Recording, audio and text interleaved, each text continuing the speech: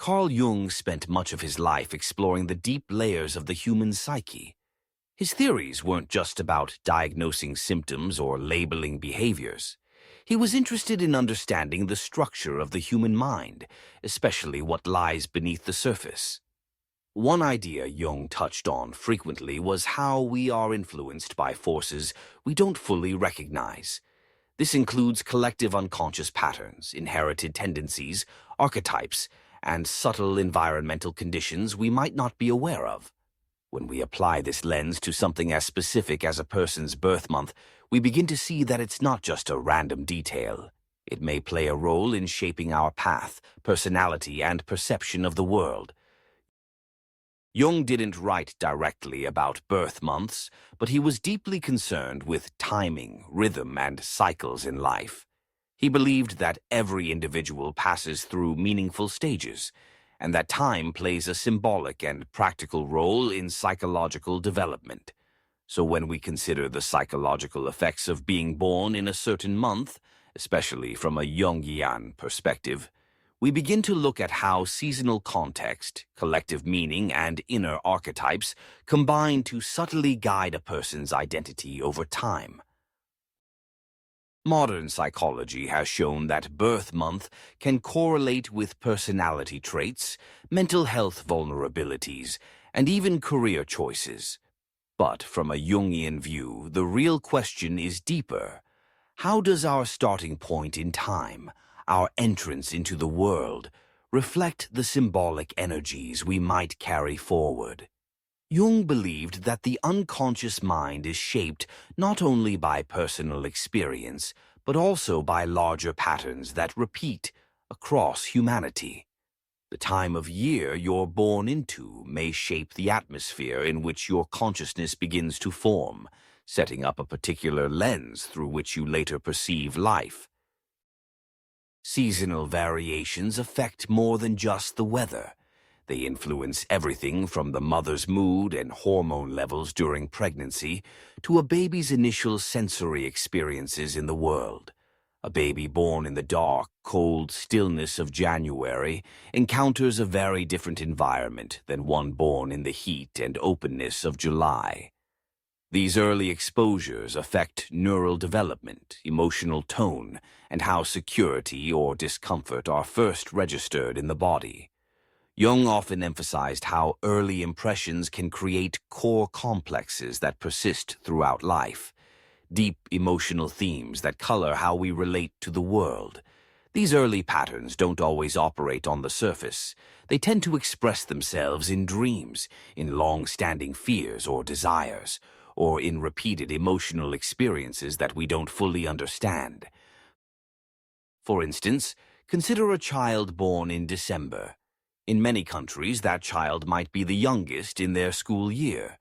This could lead to a sense of being behind, or having to prove oneself early on. Over time, such a child may develop a complex around competition or identity, shaped not by dramatic trauma, but by repeated small experiences of being younger, smaller, or slightly outpaced.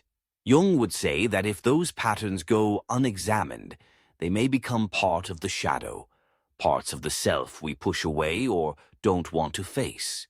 But when recognized, they can become part of the process of individuation, the journey of becoming whole and conscious of all parts of ourselves.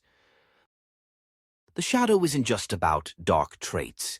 It includes anything we've ignored, misunderstood, or underestimated in ourselves. A person born into a season where people are less social or where routines are more rigid might grow up internalizing a feeling of limitation. Without awareness, they may struggle with expressing themselves or embracing spontaneity. But once they understand these patterns as early environmental imprints, not fixed traits, they can begin to integrate them. Jung encouraged people to engage in deep self-reflection, not to change who they are, but to understand what has shaped them. A Jungian view also respects the symbolic layers of birth. While we don't treat months as mystical containers of fate, we can recognize their psychological meaning. Take spring births, for example. Spring is associated with renewal, growth, and emergence.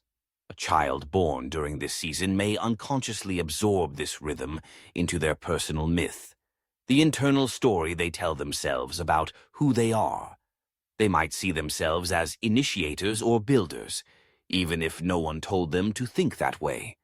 Likewise, someone born in autumn may carry a sense of reflection or maturity, mirroring the symbolic closing of a cycle. These meanings don't come from astrology or superstition. They emerge from how we, as humans, relate to time and nature. Jung believed that we are deeply shaped by our relationship with symbolic life. We notice cycles, light and dark, beginnings and endings, growth and decay. These are universal patterns, and when your life begins within one of these cycles, you're more likely to internalize some of its themes.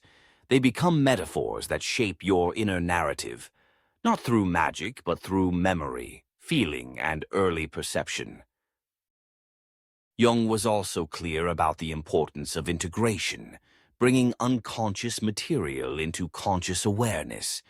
This includes recognizing that our sense of identity might be influenced by seemingly minor details like birth timing.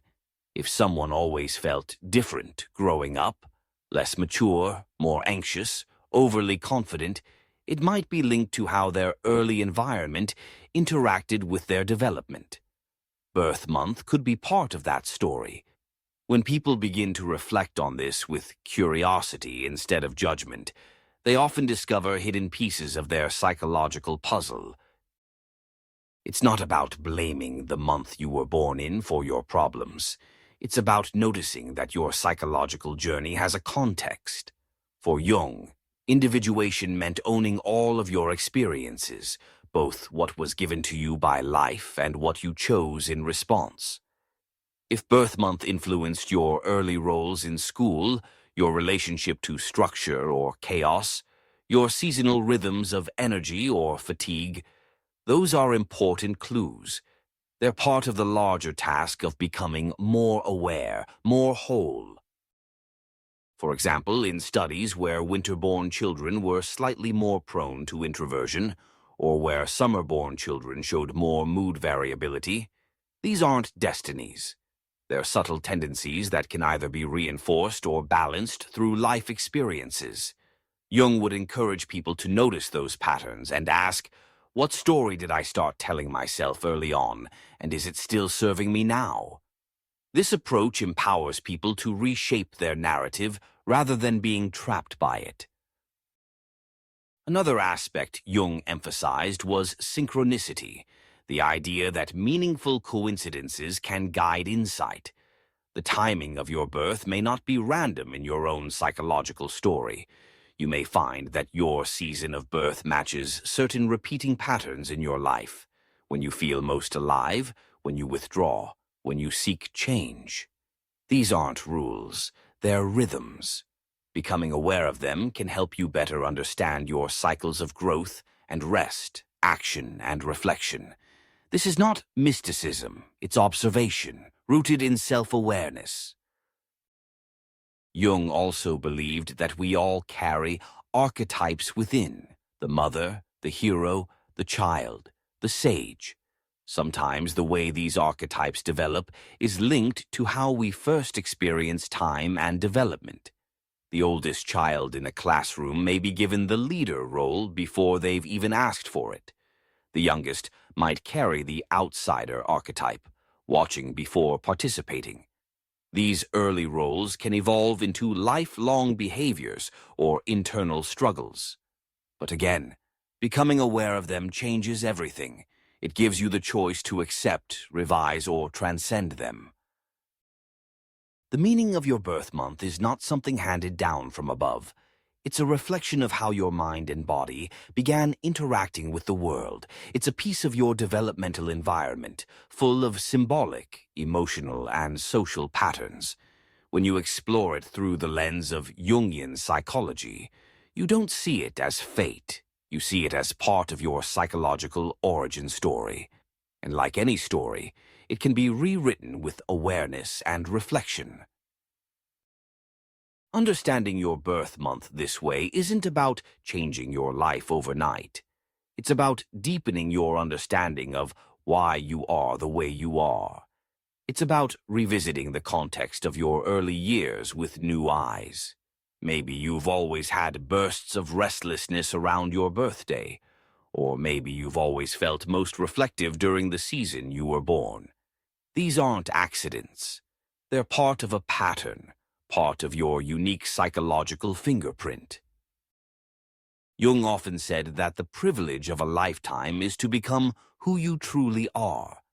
That journey begins by looking inward, not just at your behaviors, but at your beginnings. Your birth month is not the answer to who you are, but it might be one of the keys. And when you use it wisely, it becomes a tool for insight, not superstition, not fate, but conscious self-understanding. That, Jung would say, is the path to a more complete and authentic life. Don't forget to like, comment, and subscribe for more content on human psychology, self-awareness, and mental growth.